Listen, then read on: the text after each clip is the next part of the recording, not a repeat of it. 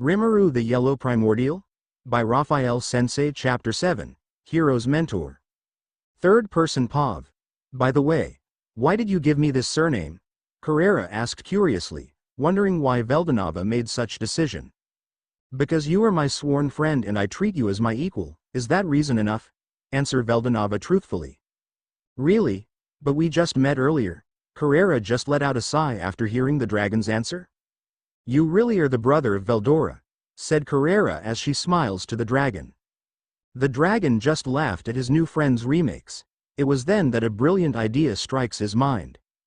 Carrera, follow me, I want you to meet someone. Veldanava said, changing the topic once more as he made his primordial friend curious once again. I can smell it. This dude is up to something. Carrera though to herself. Who is this someone? She asked. There's no time to explain. Just follow me, I'm sure you two can become a good friend. Answered Veldanava, expanding his draconic wings and take off. Carrera just let out a hopeless sigh because of her new friend's demeanor, leaving her no choice but to fly and follow him. Not far from the place where they first met, Veldanava landed his feet on a ground filled with grass, accompanied by Carrera behind him. He was then greeted by a young man and a girl. It is a pleasure to meet you again, Veldanava-sensei, said the young man, kneeling in the presence of Veldanava. He has blonde hair and deep blue eyes and dresses in royal clothing, indicating his high social status. I'm also delighted to meet your Veldanava, sir, said the girl in a shaky tone. She has silver rosy hair and blue eyes. She was dressed in princess-like attire that resembled that of a noble. Oh, please, you don't have to be too formal, Rudra, said Veldanava to the boy named Rudra as he averted his gaze to the girl besides Rudra.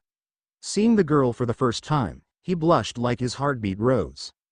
Having no idea about this newfound emotion, he couldn't help but be fixed on the beautiful maiden beside his student. By the way, sensei, I want you to meet my sister, Lucia, said Rudra as he introduced his sister to his petrified teacher. Sensei, are you okay? Asked Rudra after realizing that there's something off to his teacher. Carrera, on the other hand, was left speechless because of how Veldanava reacted after seeing Lucia for the first time. She couldn't help but facepalm herself as she felt the second-hand embarrassment. She walks forward in Veldanava, and without a second thought she blasts a small amount of nuclear magic directly towards Veldanava's face, making the two high humans shocked, especially Lucia. Was that nuclear magic? There's no doubt about it. It may be a small explosion, but I'm sure about it. It's the same magic that I read in the grimoire. The young maiden thought to herself after seeing the explosion that Carrera made. Hey, what was that for? Veldanava complained. You're being a creep. Stop staring at the poor girl.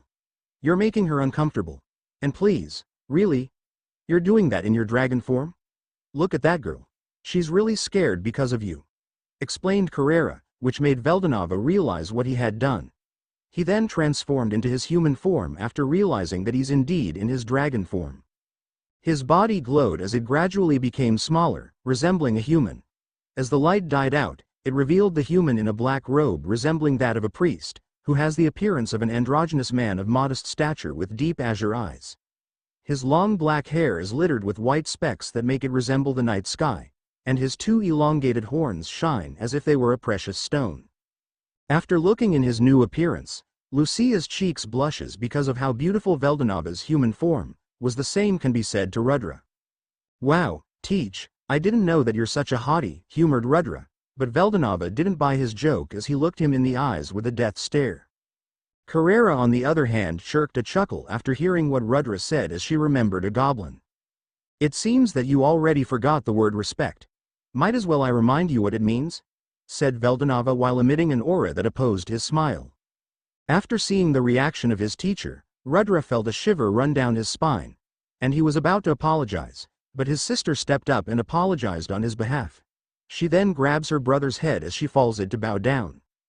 On behalf of my idiotic brother, please accept my apology and forgive him. He may be the most idiotic human alive, but I assure you, sir, deep down, my brother is a good guy, and he didn't mean what he said earlier. Lucia apologizes sincerely, as her brother's face turns red as a tomato because of how he was described by his sister. Well, if a beautiful woman apologizes to me like that, who am I to say no? And I also have to apologize because of what I have done to you earlier, said Veldanava as he lowered his head before continuing. Could you please accept my apology? Which caused the maiden to be shocked and blush out of embarrassment. Please, you don't need to lower your head, sir. It's Veldanava. Right, Sir Veldanava. You don't have to do that. What you did is not even a big deal, said Lucia nervously, which caused Veldanava to raise his head. Veldanava formed a smile as he chuckled because of how Lucia reacted to his words. Hee, I didn't know that you're this cute when you're red, he teases, adding weight to the already embarrassed maiden. And please drop the formality, he added. Why yes, sir, I mean Mr. Veldanava.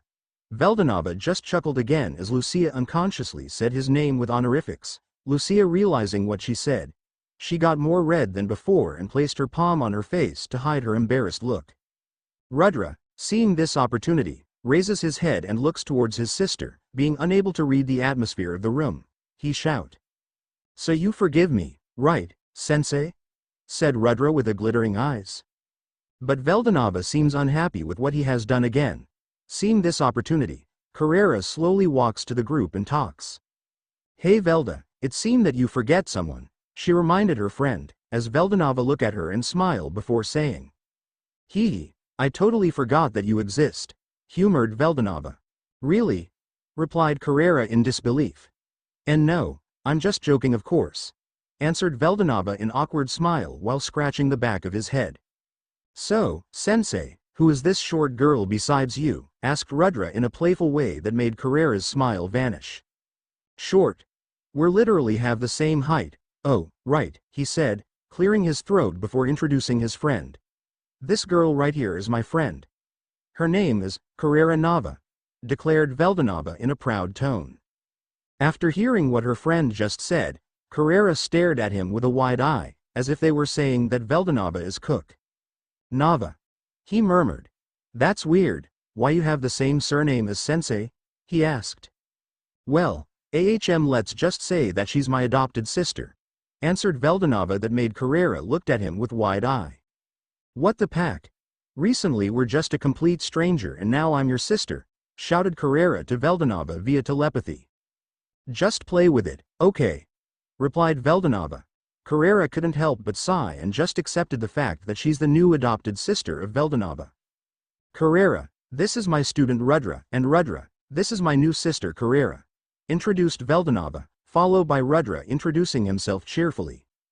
Nice to meet you short, I mean, Ms. Carrera. My name is Rudra Nazca, the heir prince of Nazca Kingdom, stated Rudra in a proud tone as he lifted his hand for a shake hand. Carrera, she said coldly and accepted the hand of Rudra as she clenched her hand, making a cracking sound as the young hero's face turned red because of pain but couldn't scream as he wanted to act tough in front of his sister.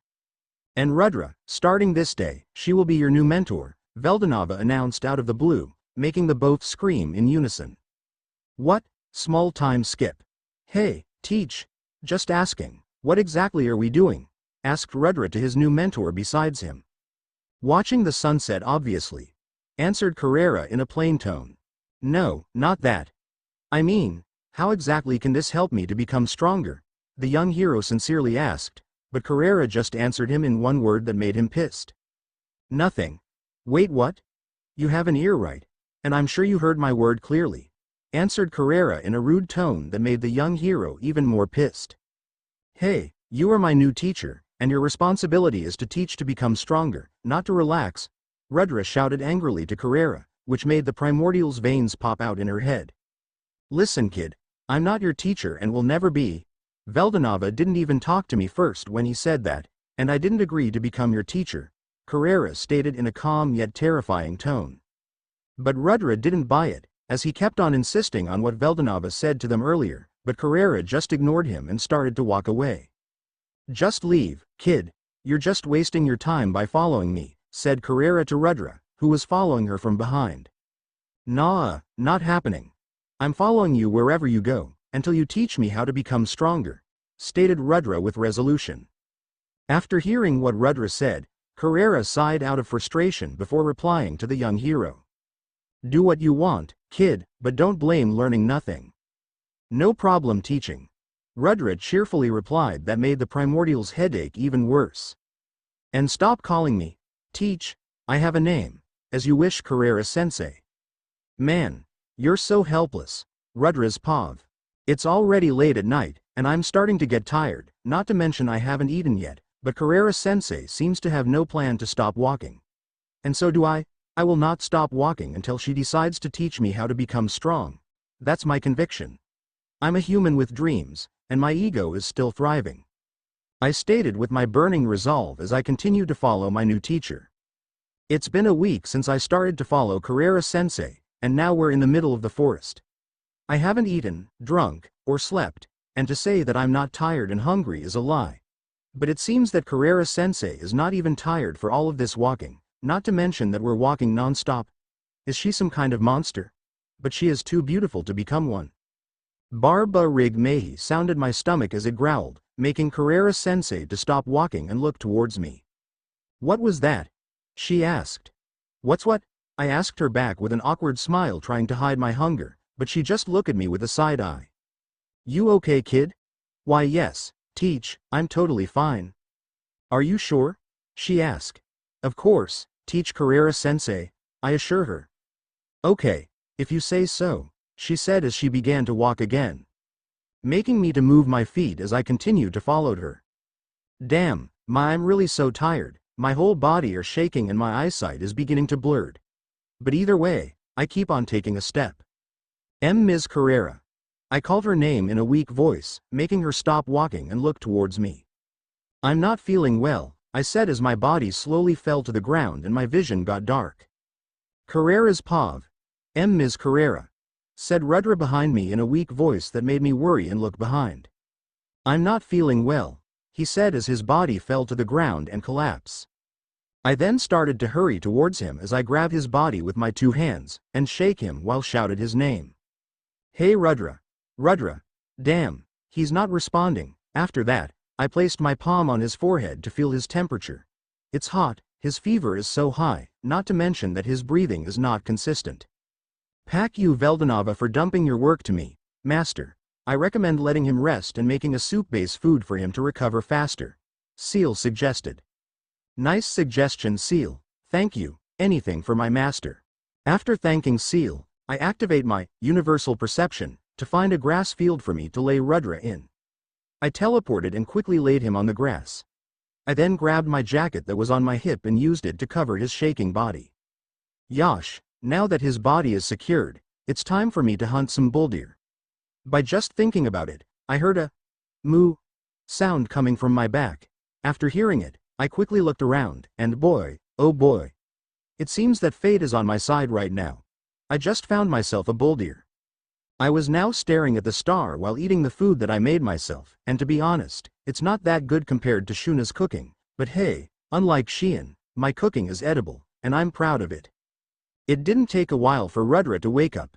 Hey, kid. You're finally awake, I said to him.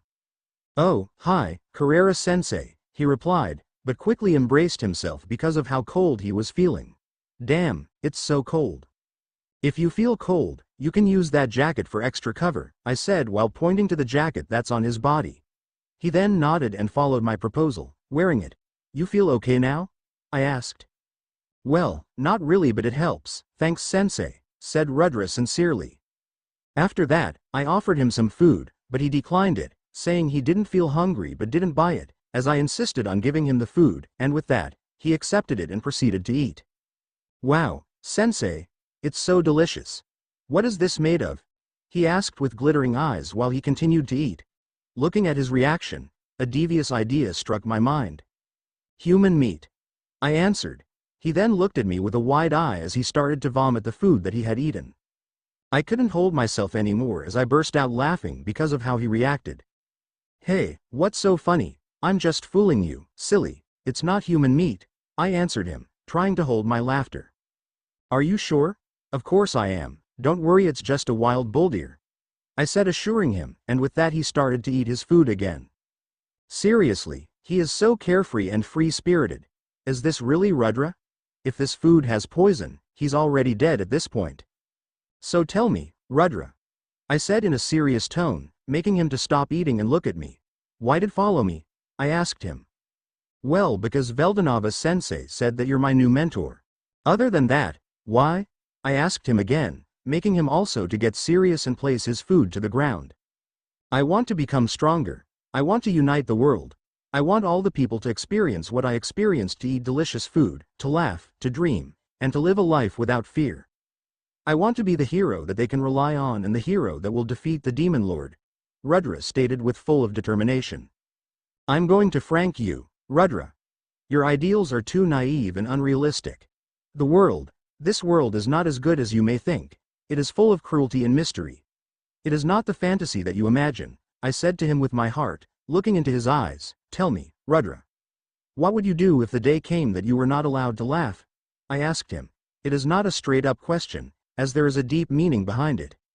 If that happens, without breaking an eye contact, he smiles and stand up. I will just laugh twice as much the day before. Hearing his answer, I chuckled, followed by a laugh that made the young hero uncomfortable. Did I just say something wrong? No, nothing. Just eat a lot and rest, because the next few days are not going to be easy, at least for you. After hearing what I said and deciphering it, a tears fell to his eyes as it dropped to the ground. So you're going to train me? What else can I do? You already passed the first trial. After hearing my voice, his tears grow more intense as he smiles brightly and starts shouting out of joy. Don't be so excited, kid.